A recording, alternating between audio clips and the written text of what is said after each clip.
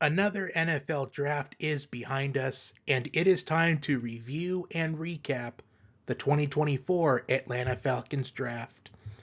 And I imagine there's going to be a lot of criticism about this draft as a whole, not only from the Falcons fan base, but from the public, as I feel like everyone that goes in depth on the NFL draft as a whole will say the Falcons had one of the worst drafts in the entire league. And I don't blame them for thinking that.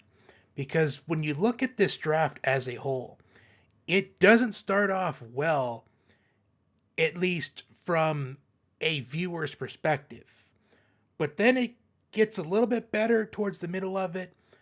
But at the end, I do feel like the people will question the picks at the very end. In fact, they'll probably question almost every single pick. But I'm going to give my overall assessment on each of these picks, and I will give a grade at the end. Their draft started with the 8th overall pick, and they selected Michael Penix Jr., quarterback, Washington. And if you have followed my channel for a while, you would hear me say multiple times that I am someone that is rooting for Michael Penix Jr. with everything he went through, with all of the injuries that really halted his career. And I will admit that I was not pleased with this pick at all personally. If the Falcons would have traded down and still selected Michael Penix Jr., even if they traded down one or two spots and they still took Michael Penix Jr., I would be okay with that. But the fact that they spent the 8th overall pick on a quarterback that is a backup plan right now, someone that is going to learn under Kirk Cousins, which Kirk Cousins is a good candidate to learn under. But this just felt like a reach. And the more and more I watch Michael Penix Jr.'s highlights, the more that I think that this can work out. And the public had a right to laugh at the Falcons for this after they gave the deal that they gave to Kirk Cousins. But I am optimistic for Michael Penix Jr.'s future with the Falcons. I really don't think Kirk Cousins will finish the whole contract with the Falcons. And I think Michael Penix Jr. learning under Kirk Cousins for a year or two, I do think that it's going to do wonders for him, as we have seen quarterbacks in the past learning under a veteran quarterback, and they have shined. And I feel like Michael Penix Jr. could easily join that group. Plus, if there is a point where the Falcons aren't in playoff contention and they have just a handful of games left, you might as well start Michael Penix Jr. and see what he has. Or if it's week 18 and the Falcons have clinched a playoff spot, because I still feel like this Falcons team can win the NFC South this upcoming season, maybe start him and see what he has. But overall, I do feel like this is an average pick, it feels like, but this is just for now, but we'll see what happens in the near future with Michael Penix Jr. In the second round, they went with Rook Oro, defensive tackle, Clemson. And this was another pick that was highly criticized on social media, and a big reason why it was criticized. Well, there's two big reasons. One, because of who was drafted right after him. Jerzon Newton, the pick right after. As soon as it was announced, the Falcons traded up from 43 to 35. I anticipated it was going to be Jerzon Newton. as Jerzon Newton at that point would have been a steal, as I felt like he had the potential of being a top 25 pick. The pick after Jerzon Newton, Jalen Polk. Jalen Polk could have been a very good wide receiver too for the Falcons offense. Trevondre Sweat, Braden Fisk, someone who stuck out to me at the NFL Combine, Cooper DeJean, Kool-Aid McKinstry, Kamari Lassiter, Max Melton, another guy who stuck out to me at the NFL Combine. Any of those four corners could have been a great complement to A.J. Terrell in the secondary. And I anticipate that he would have still been on the board at pick 43. But the phone call that he had with the Falcons, it was uploaded to Twitter. And I admire his passion. You can tell that he's passionate. He wants to play for the Falcons. And he's ready to get to work. But I am hoping that he pans out. There have been recent second-round picks for the Falcons that haven't panned out the way that we had hoped, such as Marlon Davidson. But on the bright side, I do think it does get a little bit better for the Falcons as this draft goes along, these next couple of picks. In the third round, they selected Braylon Trice, edge rusher, Washington. And this is my favorite pick in the entire draft. I feel like Braylon Trice fell as far as he did in the draft, as I felt like he could have potentially been a second-round pick, but the Falcons get him in the third, is because a lot of teams felt like he was undersized, and I watched a lot of Washington games this past season, and the Washington defense was not talked about as much as they were overshadowed by their prolific offense.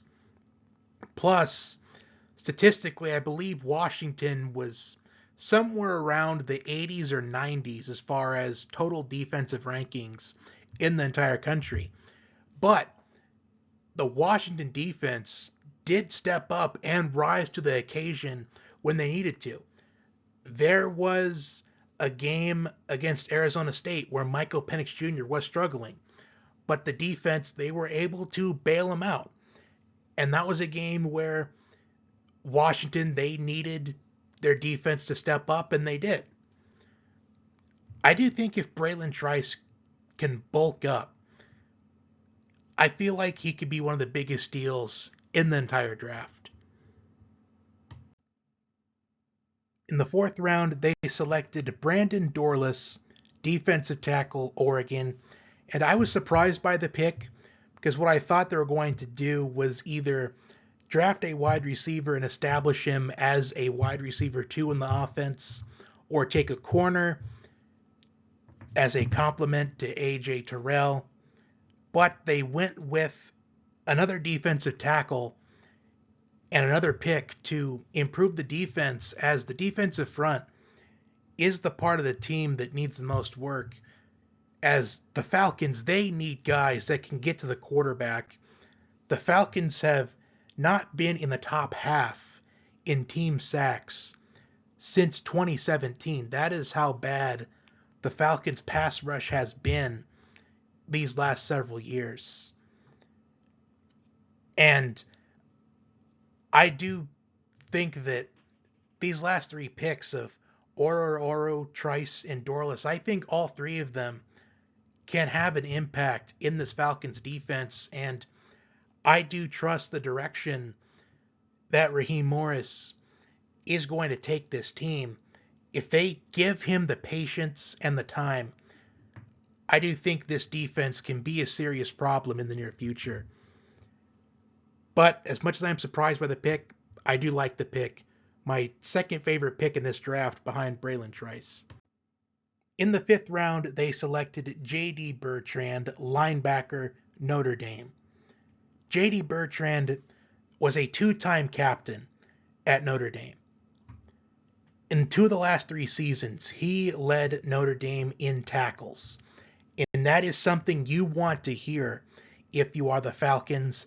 Not only do the Falcons need guys that can get to the quarterback, but they need guys that can stop the run as well.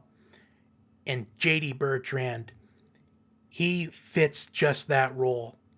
And if J.D. Bertrand has a long future with the franchise, which I am hoping that he does, as with his resume, he has a lot of potential. And I cannot wait to see how he is going to fit in with this defense, as this is great value for a 5th round pick. I do think that J.D. Bertrand, he has late 2nd, early 3rd round talent and being drafted in the 5th round. Their first of 3 6th round picks, Jace McClellan, running back, Alabama. I do think that Jace McClellan is going to have a Cordell Patterson type role with this team, mostly be used for special teams, but in some games may have 10 to 15 touches in some games. I do imagine that he will be RB3 on the depth chart going into the season behind Bijan Robinson and Tyler Algier.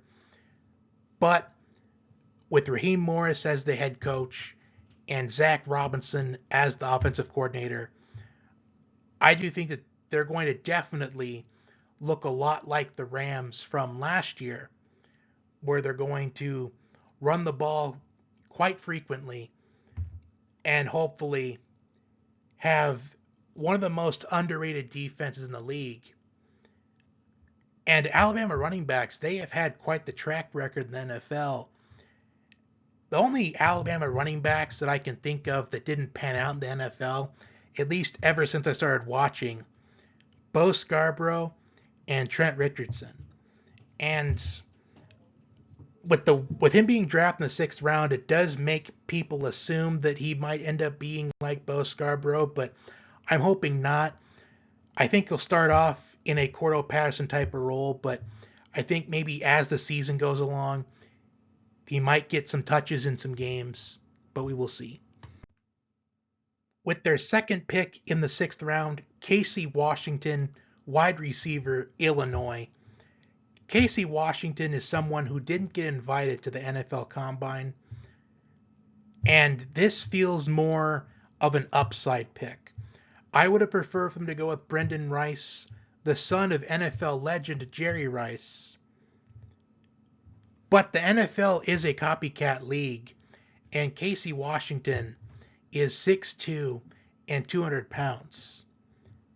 And the reason why I bring up the NFL being a copycat league is because with Zach Robinson as the offensive coordinator, Cooper Kupp is 6'2" and 208. So very similar build to Cooper Kupp.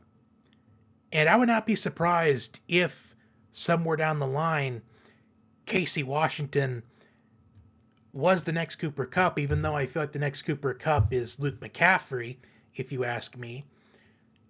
But hopefully Casey finds a role with the Falcons offense. I'm sure a lot of people will think that he's going to be a special teams guy first, at least. But this is a pick for upside. He is a wide receiver, so I will be accepting of it, even though I would have preferred someone like Brendan Rice, who the Chargers got as a steal in the 7th round, by the way. With their final pick in the NFL draft, they went with Zion Lowe, defensive tackle, Georgia. The Falcons end their 2024 draft, adding in more depth to their defense. And Zion Lowe is a strong run defender, and he is also from Georgia. It feels like every single draft, the Falcons draft at least one player from Georgia. And that is a really good thing, as Zion Lowe is coming from a championship team. He has championship pedigree, and he knows what it takes to win a championship. And this is another great value pick, I feel like, in the 6th round, as I do feel like Zion Lowe hasn't been talked about as much compared to other defensive players from Georgia in recent years, as there's a lot of talent on the Georgia defense in these last few years. Overall, the draft it didn't start off great, at least from immediate impact standpoint, I feel like, but I do think it ended quite well. The picks were great value and upside picks. Overall, I would grade the 2024 Falcons draft as a C, maybe even C plus.